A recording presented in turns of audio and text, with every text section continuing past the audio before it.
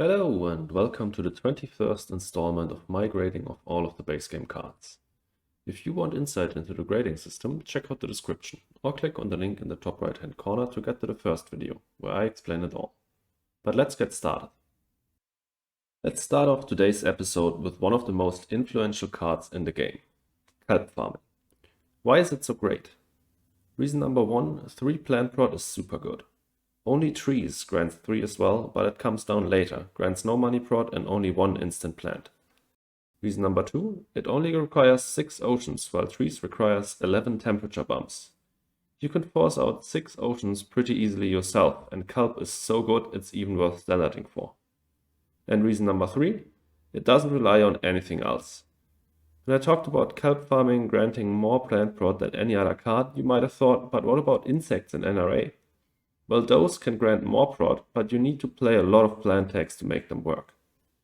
That gets me to my next point and reason number 4. As a plant tag that also grants plant prot and instant plants, it works perfectly with the whole green combo.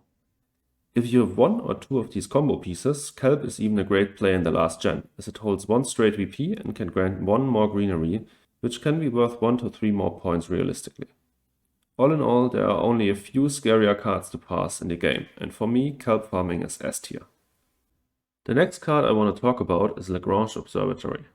It's a solid titanium sink at basically every stage in the game, because it grants a point and cycles itself out.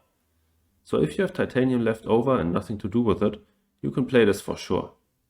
But because it's a space and a science tag, there's also a lot of combo potential for it. I often delay this card in hopes of drawing into Olympus Conference or Mars U, since these increase the value of Lagrange drastically. And then there are also all of the space discounts. So I almost never play this card without combo potential if I have something else to do.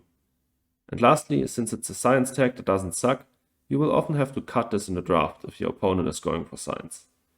It's a great card on the way to AGT. Lagrange is C tier for me, not game breaking but solid. There are cards in this game that are amazing if you can play them, but it's risky to pick them up since you might not be able to. Marineris is the prime example. If you can play it, it's 2 oceans and 2 points for a bit more than the price of 1 SP Aquifer, which is of course crazy value. Just compare it to Ice Asteroid, the difference is staggering. But would you pick this in the opening hand? Well, it depends. If you got some heat prot and generally a good setup for a fast game, I would take the gamble for sure. If you have some oceans on hands or great ocean payoffs like Kelp Farming or Algae, I would skip it. In the mid-game, it's often even easier to evaluate the situation and decide whether Lake Marineris is a good pickup. Also, it's often even worth it for just 1 ocean. In general, Lake is a super good card, but since it's sometimes risky to pick up, or just straight up not playable, it's not top tier. I think it's a low A tier card. Land Claim is an interesting card. I almost never pick it up in the draft, but if I draw it for free, I play it almost every time.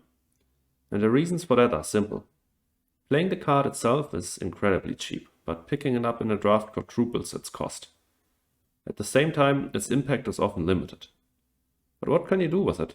Well, you can block prime spots on the map, like the South Pole, the 3 card spot in Elysium, and any 6 MC rebate pocket. Similarly, you can block a spot between 2 of your cities to prevent getting an urbanized area or commercial district placed in between. Also, you can annoy your opponents by blocking their ocean walk or good spots next to their cities. And if it's the last gen and they only have limited spots next to their cities left, it might even score a guaranteed point. And lastly, if you draw this for free and you are IC or have media group, it's cash positive on its own. These are all great use cases, but the impact is still super low, and as I said, I almost never pick it up in the draft, with media group being the exception. So in total, Land Claim for me is just a D tier card. It's useful, but low priority. But we end today's episode with a banger. It's Large Convoy, one of the scariest combo cards in the game. Let's break it down. For starters, this card basically has 2 use cases. It's great in the early game in a gardener fight since it grants 7 plants and can prolong your ocean walk.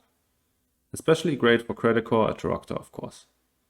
And then Large Convoy can be one of the highest scoring cards in the game, if you manage to pick up a 1-point animal along the way.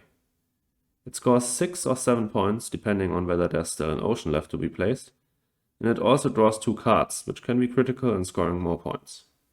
But what makes this card top tier is, and you might have guessed it, it's a space event with an Earth tag, points on it, and it costs more than 20.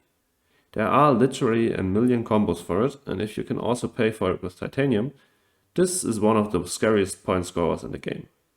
I won and lost plenty of games that were decided by this card, and every time I have to pass a 1-point animal, I think, what if he has large convoy? I think this card just makes it into S tier. It's just that good. Thanks so much for watching.